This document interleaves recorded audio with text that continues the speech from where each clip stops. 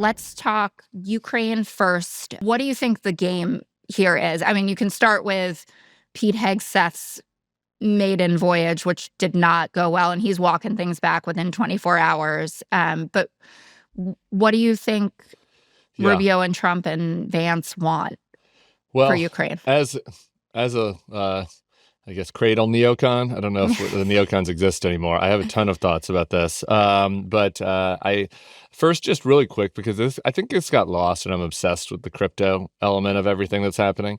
The hostage trade, or whatever you want to call it, Mark Fogel. Very happy Fogel's back. That's great news.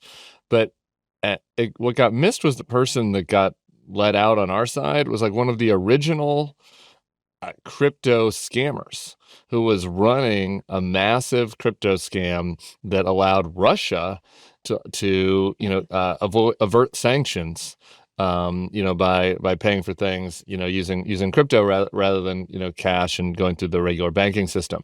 I only say that just because everybody should just make a mental note of that, because I think that the crypto corruption that is coming over the next 4 years might end up being one of the biggest stories that happen. Bigger than the Trump coin. It's interesting. Well, no, it's related. The Trump coin, it's all related, right? The Trump launches this coin. Yeah.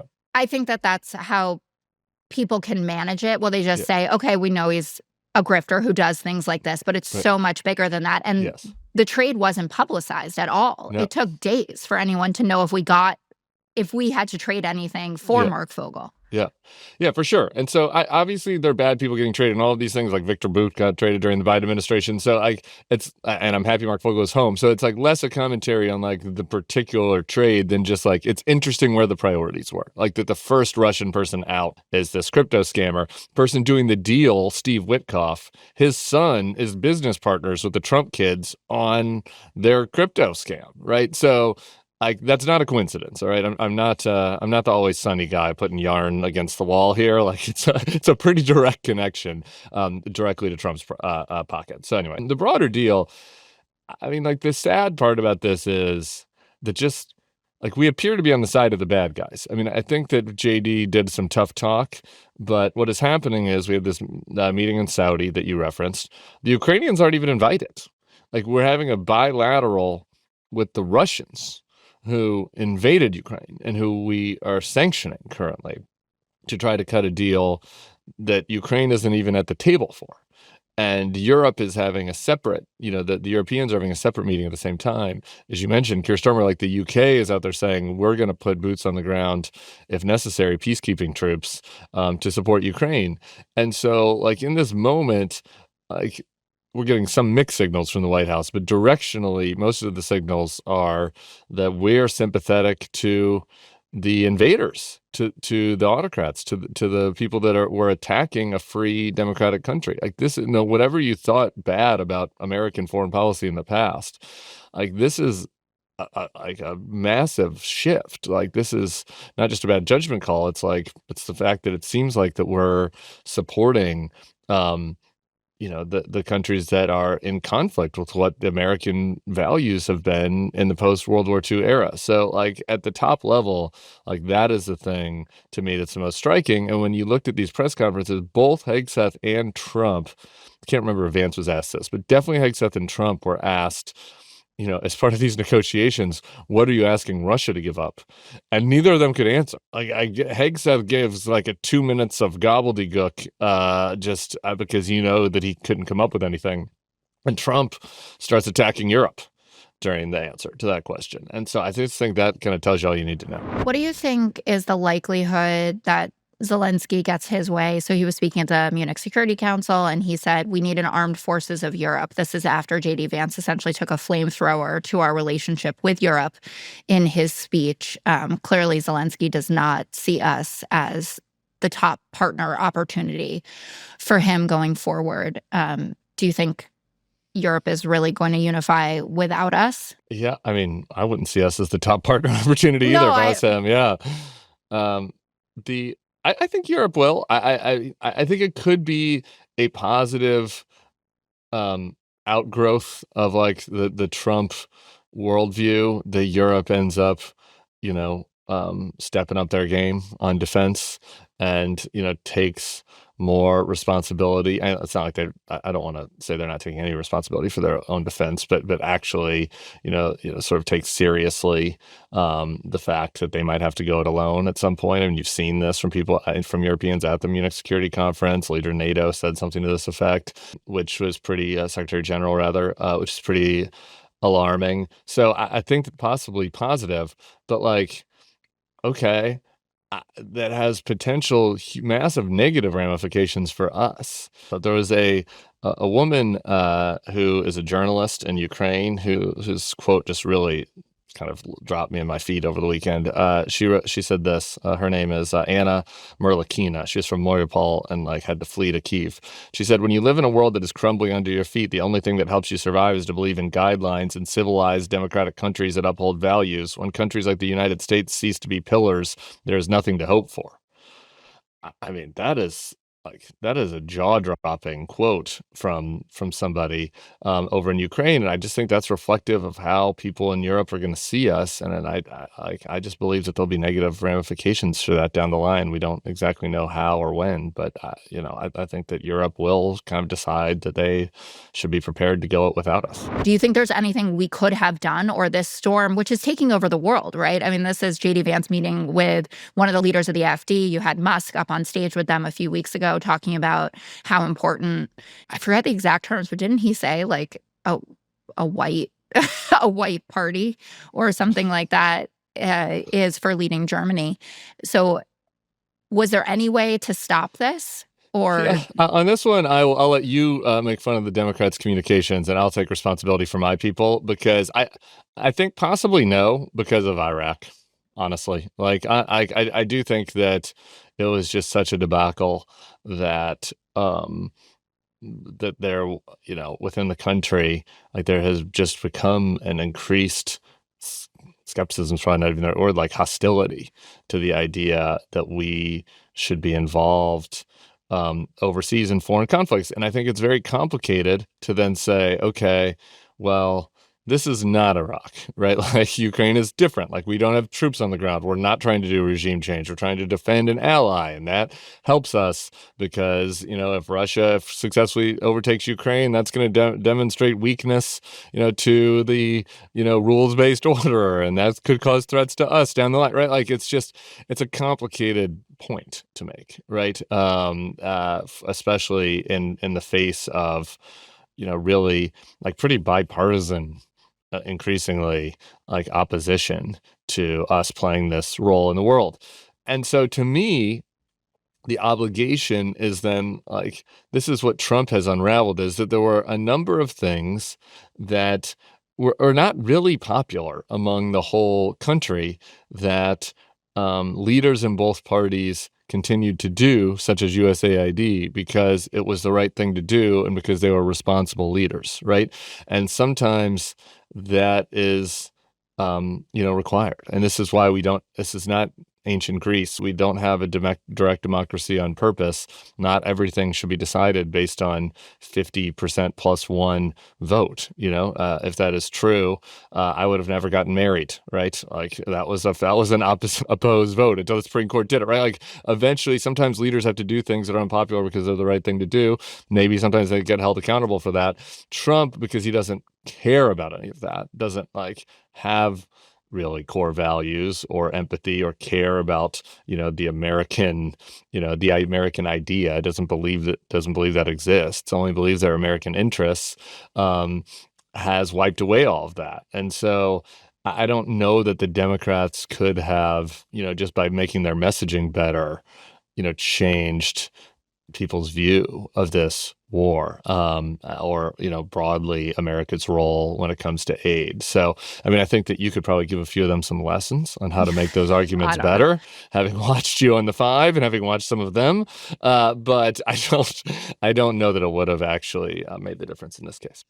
It's just such a big failure when you think about how core Biden made it to his reason for being, right? Part of it was, I have to get you all through COVID and I can be America's grandpa and I'm the most empathetic man you ever met. But it was also this return to normalcy and, people's lived experience was just so not commensurate with the world that he was talking about that they were just F you, right? It I'm was a out. failure. And Yeah. I don't, and I mean, obviously Biden's inability to deliver a message had ramifications. Like Yeah. in this case, was that the key difference? I don't know. But I mean, I think it was a problem across multiple verticals, and it relates to the Democratic stuff now. It's just, he was absent, right? And there was a moment in 2020 where I think people were so fucking sick of the news and Trump and COVID, where like the idea that Biden wouldn't be in their lives every day was kind of, people were like, that's a good thing. There were at least some people out there that was an attractive. But like over time, as crises unfolded, as inflation happened, as the invasion of Ukraine happened, as 10/7 happened, like people need somebody that can talk to them, right? And to deliver a compelling message, and that can, like demonstrate leadership traits, or demonstrate strength at least. And I think that was like kind of missing from the last couple of years of the last administration. I would even say that the quality of the messaging wouldn't have mattered as much if it was happening as more frequently, And that volume. people actually just want to physically see you. And then their Yeah. minds run wild. And obviously there are people who are feeding this that are like, oh, he's not here because he's dead, but he'll be awake at 2:00 and then he's going to die again. I totally agree that I never compliment Trump, so it's just say what you want. But like, guy has been there was this thing on the left and like resistance world, like during the campaign, that was like, Trump is just as old as Biden, and Trump's, brain is pudding too. And like the media, it's so unfair that the media is making the Biden age thing like the only thing. And it's like, I kept saying, I don't think that is true. Like Trump gives off crazy energy, not old energy. Like he just does. And since he's been in there, I didn't know. I thought it was an unknown. Like, might Trump win and just be so happy that he's not in jail, that he's just going to golf and go on the NASCAR track, which he did, and like do the fun stuff and the accoutrement of the presidency, and not do everything else. And that's been the opposite. Like he's given more press conferences than anybody. Like dude is like, I lose track of all the press conferences he's done. Like I missed one on Friday. But like he's talking to the media all the time, and I'm so, like, that is how to do it in the modern media age. Like and I think that is something that those of us who oppose him could learn from. It's not just enough to stop doing, pro DEI activities. They need to snuff out anybody that is using words or language that they don't like. Right. And to a preposterous extent, right? Like the idea that like everybody has to use the new name of the Gulf that they just changed 1 minute ago, like or else they're going to be banned, is ridiculous. Right. Like, and in some ways it's ridiculous as some of the most extreme things that you see, like on the far left on PC, like demanding that people use Latinx or whatever, right? And so I do wonder if it's going to backfire on them eventually. I don't. Are people really for this? Like it feels very mockable, and I don't know. So obviously it's serious, but I do think they are like very much being responsive to something that only like a tiny group of far right trolls who are super online actually care about. And I don't know if that's like a path to long-term success for the right. No, they definitely just want to get in as many kind of gloating laps early on. That's I think true. that they know that it just gets more and more complicated. And certainly as we head into special elections and the midterms and things like that, which hopefully Democrats will perform better than we did. So you do think that's conscious, that like they're like, hey, this isn't going to last forever, this like gloating honeymoon, and so we want to like rub their face in shit for as long as possible. Like, and I think they can look to past administrations and say, okay, your first 2 years are when you can actually get things done, right? They have control of everything. They're definitely trying it on, right, to the largest extent possible. Let's ram through $4.5 trillion in tax cuts. Like, let's try to cut all of these entitlement programs. Now, they realize that they're not going to get their wish list of all of it, but they are at a moment where they're owning the culture. And so I feel like they're just taking advantage and saying, okay, well, if we have ingratiated ourselves to a segment of the American population that wouldn't have given us their time at all 8 years ago, let's really go for it. And you can tell that also in the attitude that Caroline Leavitt, the press secretary, has about everything. I mean, she's so haughty and arrogant in the way that she delivers everything, which listen, I wish that I had more of that in me. I wish I didn't have such a terrible case of imposter syndromes. But like to be 27 years old and to walk up there with that, It's big a swinging fact. energy. It's the Gulf of America. Right. This is Or a like, fact.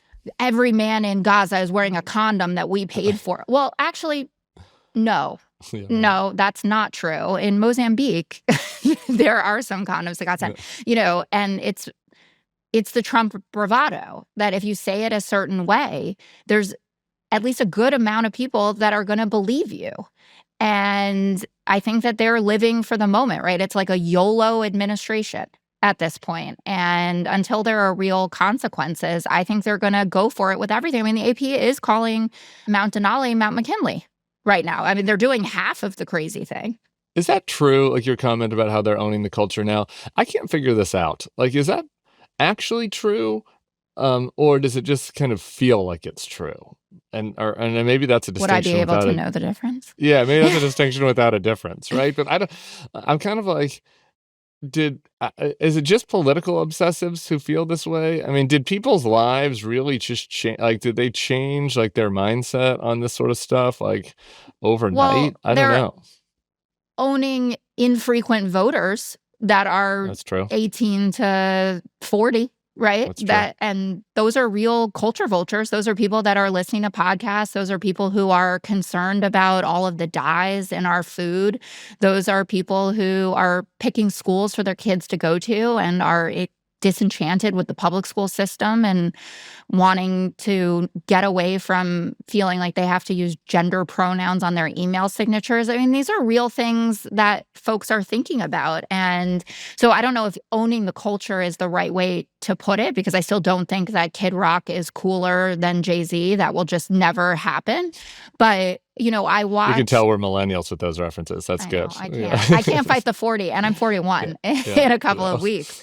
No, but Kid Rock was on Bill Maher on Friday night, and I found the interview really interesting. I mean, it was, first of all, I had forgotten, I guess, that he played Obama's inauguration in 2008. And he was like, it's not as if I liked Obama then. You just show up and you do this. But he was essentially mocking us for like liberal leaning people and you new to this side of the fence, but for freaking out about everything all the time. And I do think that they are owning the culture by making it clear that majority of people feel like it's just not that serious.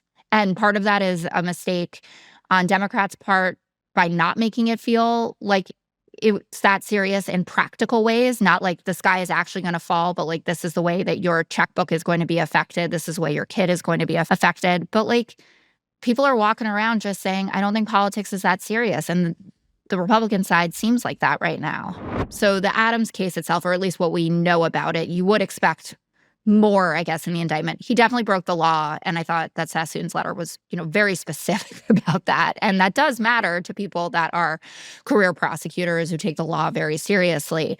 But to me, I felt a little bit of if you think that we're just going to roll over for all of this from like the lighter fare of this, which obviously has very real implications for New York City politics and national politics even, but that they're scared of what this administration is going to be asking them to do. Like Pam Bondi will see us all as folks that are ready to just line up and rubber stamp whatever is to come. And they can't help the fact, even though Bondi was one of the lesser controversial nominees, which just speaks to how crazy the set of nominees were. But, Pam Bondi was all in on the 2020 election, was rigged, out there front and center on that. And to me, it felt like a little bit of a cry for help, or at least a signal of like, we can't be there for whatever they are going to try, because they've spent so much time bemoaning quote unquote lawfare. And it is very clear that they are looking to weaponize everything back for their own benefit. Yeah. I mean, and we also had a U.S. attorney down here in Louisiana who quit. I think that there are a lot of those warning signs happening. I mean, this guy, the character that I've been watching closely in this thing is this, I kind of hate saying his name, Emile Bove. Yeah. Kind of want to call him like Emil Bove. I don't know. It's kind of a pretentious name for a MAGA. But anyway, Bove was the person who, in the Sassoon letter, I think the most powerful thing was like in the first footnote, where she was like, someone was taking notes in the meeting where they told us that they were going to, about the deal on the prosecution, and he collected the notes at the end of the meeting, which is like no note taking, which feels very fascistic. Also kind of dumb, sort of, and I guess a lot of times fascism is dumb, like dumb. It's like, okay, well, the notes are gone. I prefer it when people it's can dumb still because at talk. least we can talk about it. Yeah, that he took away the right. notes. Yeah. And so, but he's the same guy who is at the center of the FBI firings, right? And there was a whistleblower, and if you saw that over the weekend, where they were saying that Kash Patel lied during his confirmation hearing because the note taking in that meeting, the FBI meeting, said that Bove had said that Kash Patel and Stephen Miller were the ones that were asking for this. So they have this like kind of henchman in at the DOJ. And so I think that it is good that, because there's always this debate, right? Like, should people like this stay? Would we rather have Hagen Scott in there than whoever replaces him? And I think that, in my view, it's actually better for these folks to, kick up a cloud of dust here and like draw attention to this person so people can watch it. So it's not like happening, behind the scenes and cloak and dagger. Something I've been thinking about in general about like where Democrats show up and stand up and amplifying stories like that on a local level versus in DC. I mean, DC, unless you represent Virginia or Maryland, like, I don't think any of this should be going on in DC. I think you need to be back with your people and talking about stories like that. There was another one in Milwaukee, which I talked about on the 5, and rarely do my colleagues just shut up. But they were like, oh my God, that happened, where they took in a toddler, a mom, and a grandmother for speaking Spanish. And someone had to come with birth certificates. They were Puerto Rican to get them out of the detention center. And the idea of a 2-year-old in a detention center for allegedly, where we're going to be holding people that have committed violent crimes and were here illegally when they're Americans and did nothing but speak another language, seemed to hit the audience hard. So. And this is, to me, and so this is what I would say, local is fine, but what you're doing is, I think, probably the most useful. Like on Fox and on conservative media platforms and on culturally conservative platforms, again, like people have this totally wrong view of what like the manosphere podcasters think about all this stuff. And like, they're like Bernie bros. Yeah, like you give specific examples like the ones you're giving, like they're 80% issues. Like people do not want, most people besides racists and like extreme, far right freaks do not want people detained for speaking Spanish in this country. Like that is not something that is popular, actually. And so if you can focus on a couple of those examples and bring them in to the lion's den, I think that is like a much more useful way to spend time than having a press conference on the Hill. I know Jared Moskowitz I saw was on Fox over the weekend. I just think that like more is more on this stuff. Unpopular opinion, but okay. I don't think that you have to do everything that the voters want. Like they picked a person who can also think for themselves, who broadly represents their interests, right? And understands their constituency, but can think for themselves. So if you pick, one of 15 people that you don't think is unqualified for to kind of lay down your marker in the sand and say, your children will be vaccinated, or we will not have someone who thinks Assad wasn't really that bad, that might be good for you long term. But I'm also not running for public office. Me. I say that to the Republicans I talk to all the time, and fewer and fewer of them actually want to talk to me. So, maybe that's part of why my influence isn't working. But I'm like, you don't have to be me. Like, I'm not asking Republican senators or congressmen to troll Trump online, to try to own him, to like fight everything. Like, there's a huge space between me and like total submission. And it's just like they've kind of decided to abandon that whole space. Like there's just nobody that has decided to try to occupy that and succeed. And I think that's wrong. I think people could. I mean, Collins, I guess, is the example. Like I don't really love Susan Collins or everything that she's done, but she did manage to occupy that space in between total never Trumper and total Trump sycophant, and it worked for her. She was like the only senator, this cycle a couple happened, but before, during the first Trump, she was the only senator that won and went the opposite way as the state. in 2016 and 2020.